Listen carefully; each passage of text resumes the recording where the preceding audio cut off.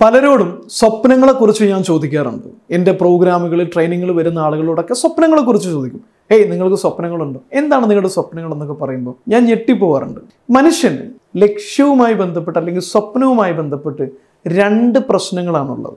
ഒന്ന്, ഒരു മനുഷ്യന് ലക്ഷ്യമില്ലെന്നുള്ളതാണ്. ഒരു ലക്ഷ്യമില്ല, ഒരു സ്വപ്നമില്ല. എന്താണ് അടുത്ത 5 വർഷത്തേക്കുള്ള ലക്ഷ്യമെന്ന് ചോദിക്കുമ്പോൾ എനിക്കൊന്നുമില്ല, അങ്ങനെയൊന്നുമില്ല, എന്തൊക്കെ ഒരു ആഗ്രഹങ്ങളുണ്ട്. ബട്ട് ആഗ്രഹങ്ങൾ ഒരിക്കലും തന്നെ പൂർത്തീകരിക്കാൻ പോകുന്നില്ല. അത് ലക്ഷ്യമായി മാറുമ്പോഴാണ്. അപ്പൊ ലക്ഷ്യവുമായി ബന്ധപ്പെട്ട് മനുഷ്യന്മാർ നേരിടുന്ന രണ്ട് പ്രശ്നങ്ങളാണ്. ഒന്ന്, ലക്ഷ്യമില്ലാതിരിക്കുക. രണ്ടാമത്തെ പ്രശ്നമാണ് നമ്മൾ ഇന്നിവിടെ അഡ്രസ്സ് ചെയ്യാൻ പോകുന്ന പ്രശ്നം. ചെറിയ ലക്ഷ്യം തീരുമാനിക്കുകയും അത് സ്വന്തമാക്കുകയും ചെയ്യുക.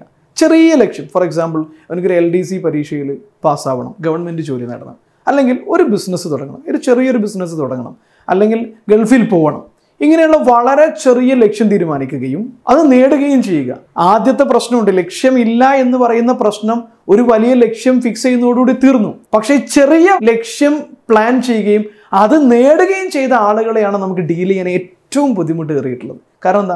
അവർ ധരിച്ചു വെച്ചിരിക്കുന്നത് അവരുടെ ഇത് വലിയ ലക്ഷ്യമാണെന്ന്. ചെറിയ ലക്ഷ്യമായിരിക്കും, പക്ഷെ അവർ ധരിച്ചു വെച്ചിരിക്കുന്നത് ഇതാണ് ഏറ്റവും വലിയ ലക്ഷ്യമെന്ന് വിചാരിക്കുകയും അത് നേടുകയും ജീവിതകാലം മുഴുവൻ അതിൽ തന്നെ ജീവിക്കുകയും അവരുടെ ഏറ്റവും വലിയ കഴിവുകളെ പോലും, ഏറ്റവും വലിയ കഴിവുള്ള ആളുകളായിരിക്കും, ഏറ്റവും നല്ല ടാലൻ്റ് ഉള്ളതായിരിക്കും, പക്ഷേ ഇതൊന്നും ഉപയോഗിക്കാനുള്ള ഇടമില്ലാത്ത ചെറിയൊരു സ്ഥലത്ത് പോയിട്ട് ഒതുങ്ങിക്കൂടി ആ വലിയ കഴിവുകളെയും ആ വലിയ ടാലൻറ്റിനെയും എല്ലാം ഒരു ചെറിയൊരു പാത്രത്തിൽ അടുക്കി ഒതുക്കി വെച്ച് ചിറകുകൾ പൂട്ടി വെച്ച് ജീവിക്കുന്ന ആളുകളാണ് ഒരുപാട് ആളുകൾ ഞാൻ കണ്ടിട്ടുള്ളത്. മൈ ഡിയർ ഫ്രണ്ട്സ്, അസാധ്യമായി ഒന്നുമില്ല. എനിക്ക് നിങ്ങൾക്കും അസാധ്യമായിട്ട് ഒന്നുമില്ല. ലക്ഷ്യം തീരുമാനിക്കുമ്പോൾ നമ്മൾ ഒരിക്കലും തന്നെ ചെറുത് തീരുമാനിക്കരുത്. കാരണം നമ്മളെന്ന് പറയുന്ന, നിങ്ങളെന്ന് പറയുന്ന വ്യക്തി വിചാരിച്ച പോലെയല്ല. ഞാൻ ഒരു 5 വർഷം മുമ്പ് ഞാൻ വിചാരിച്ച് സെറ്റ് ചെയ്ത ലക്ഷ്യം ഞാൻ വിചാരിച്ചിരുന്നു അത് വലിയ ലക്ഷ്യമാണെന്ന്.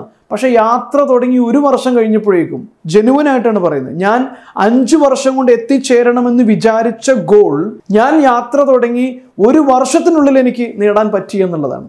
അപ്പോഴാണ് ഞാൻ എൻ്റെ കഴിവ് മനസ്സിലാക്കുന്നത്. കാരണം ഞാൻ വിചാരിച്ചു വെച്ചിരുന്ന ആ ഗോൾ സെറ്റ് ചെയ്യുമ്പോൾ 5 വർഷം വേണ്ടി വരും. ചിലപ്പോൾ 5 വർഷം നമ്മൾ പ്ലാൻ ചെയ്ത് വെക്കുന്നത് പോലും ചിലപ്പോൾ 10 വർഷം കൊണ്ട് നടപ്പിലാക്കാൻ കഴിയുമെന്ന് പ്രതീക്ഷയില്ല.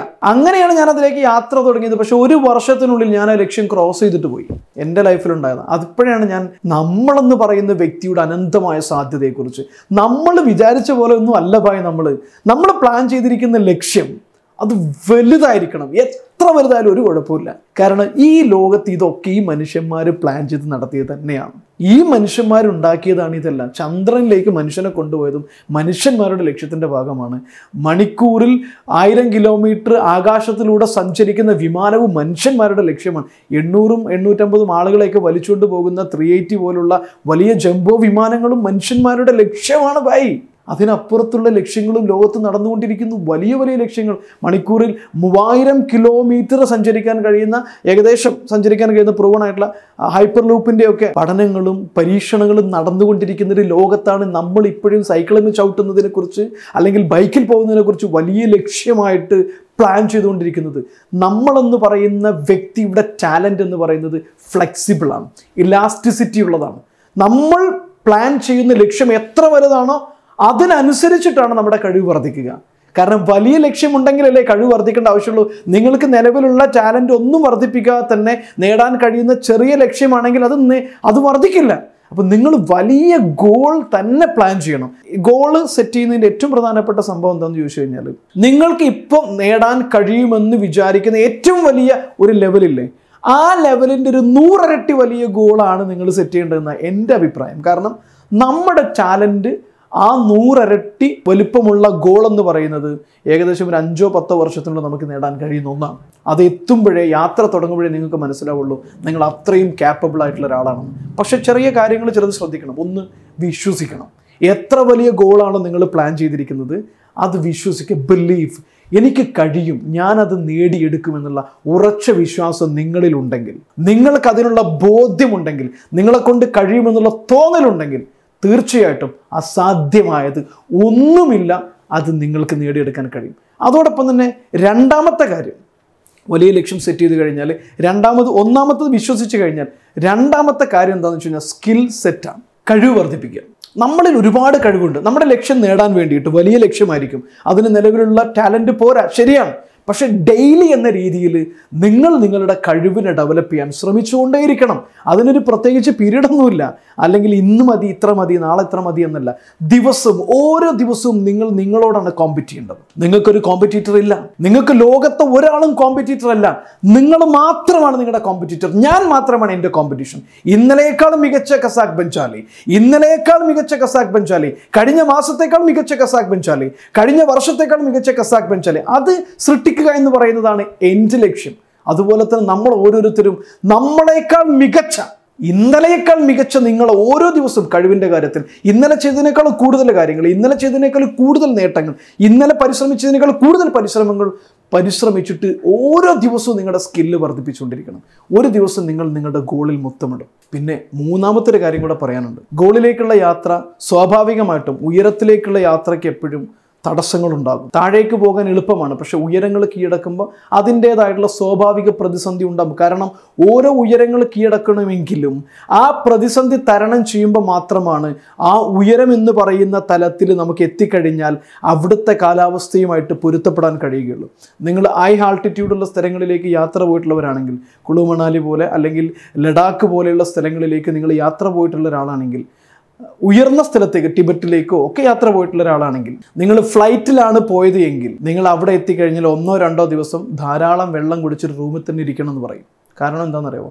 നിങ്ങളുടെ ബോഡി ആ കാലാവസ്ഥയിൽ ഹൈ ആൾട്ടിറ്റ്യൂഡ് സിക്നസ്സുമായിട്ട് മാനേജ് ചെയ്യാൻ നിങ്ങളുടെ ബോഡിക്ക് കഴിയില്ല. അപ്പോൾ അത് മാനേജ് ചെയ്യാൻ വേണ്ടിയിട്ട് 2-3 ദിവസം റൂമിൽ തന്നെ വെള്ളം കുടിച്ചിട്ട് ഇരിക്കാൻ പറയുന്നത്. കാരണം ശ്വാസതടസ്സം ഉണ്ടാവും, മറ്റു പലതരത്തിലുള്ള അസഹ്യമായ തലവേദനയൊക്കെ ഉണ്ടാവും.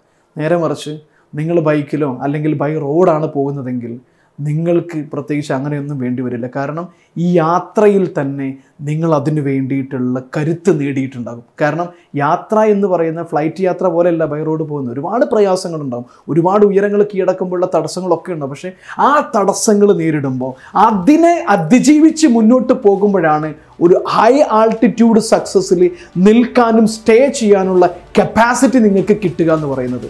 അപ്പോൾ ഈ കപ്പാസിറ്റി ടെസ്റ്റിംഗ് പോയിന്റുകൾ എപ്പോഴും നമുക്ക് വെല്ലുവിളി നിറഞ്ഞതായിരിക്കും. പല രീതിയിലുള്ള വെല്ലുവിളികളുണ്ടാവും. ആ വെല്ലുവിളികളിൽ വിട്ടുകൊടുക്കാതെ കടിച്ച് പിടിച്ചു നിൽക്കണം. കടിച്ച് പിടിച്ചു നിൽക്കുക എന്ന് പറയുന്നത് വിജയത്തിൻ്റെ ഏറ്റവും വലിയ അടിത്തറയാണ്. വിജയം നമ്മുടേത് തന്നെയാണ്.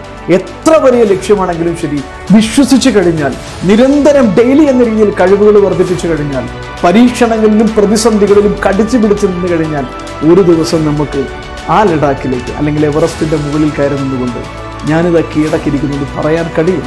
കാരണം നമ്മൾ മനുഷ്യരാണ്. നമുക്ക് അസാധ്യമായത് ഒന്നുമില്ല. ലോകത്ത് അസാധ്യമെന്ന് പറഞ്ഞ ഒരുപാട് കാര്യങ്ങളാണ് ഇന്ന് നമ്മൾ അനുഭവിച്ചു കൊണ്ടിരിക്കുന്ന സൗകര്യങ്ങൾ എന്ന് പറയുന്നത്.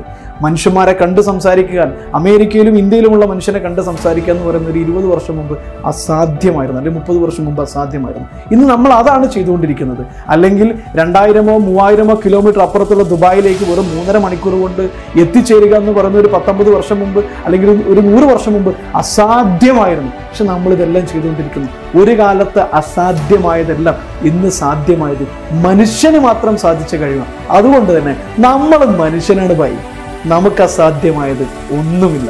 എല്ലാവിധ ആശംസകളും. ഞാൻ കസാക് ബെഞ്ചാലി. നിങ്ങളുടെ ജീവിതത്തിലൊരു മാറ്റമൊക്കെ പ്രതീക്ഷിക്കുന്ന ഒരാളാണെങ്കിൽ പലതരത്തിലുള്ള ലൈഫ് ചേഞ്ചിങ് പ്രോഗ്രാമുകൾ കേരളത്തിൻ്റെ പല ഭാഗങ്ങളിലും നടക്കുന്നുണ്ട്. സക്സസ് എഞ്ചിനീയറിംഗ്, അതുപോലെ തന്നെ self mastery, speak to win, public speaking training ഒക്കെയുള്ള പല രീതിയിലുള്ള ഓൺലൈൻ പ്രോഗ്രാമുകളും അതുപോലെ തന്നെ ഓൺലൈനായിട്ടും ഈ പ്രോഗ്രാമുകളുണ്ട്, ലൈവ് ഈവൻറ്റുകളായിട്ടുണ്ട്. നിങ്ങളൊരു ബിസിനസ് ഓൺട്രപ്രണർ ആണെങ്കിൽ നിങ്ങളുടെ ബിസിനസ് ഡെവലപ്പ് ചെയ്യാൻ വേണ്ടിയിട്ട് സ്പെഷ്യലായിട്ട് 1 വർഷം നീണ്ടു നിൽക്കുന്ന, ബിസിനസ്സുകാർക്ക് വേണ്ടി മാത്രമുള്ള ബിസിനസ്സിനെ കുറിച്ച്, ഓൺട്രപ്രണർഷിപ്പിനെ കുറിച്ച് കംപ്ലീറ്റ് ആയിട്ട് പഠിപ്പിക്കുന്ന 1 വർഷം നീണ്ടു നിൽക്കുന്ന ഒരു ബിസിനസ് സക്സസ് പ്രോഗ്രാമാണ് ബിസിനസ് ബൂം എന്ന് പറയുന്ന പ്രോഗ്രാം. ഈ പ്രോഗ്രാമുകളിലൊക്കെ നിങ്ങൾക്ക് പാർട്ടിസിപ്പേറ്റ് ചെയ്യാൻ താല്പര്യമുണ്ടെങ്കിൽ താഴെ കാണുന്ന നമ്പറിൽ വിളിക്കുക.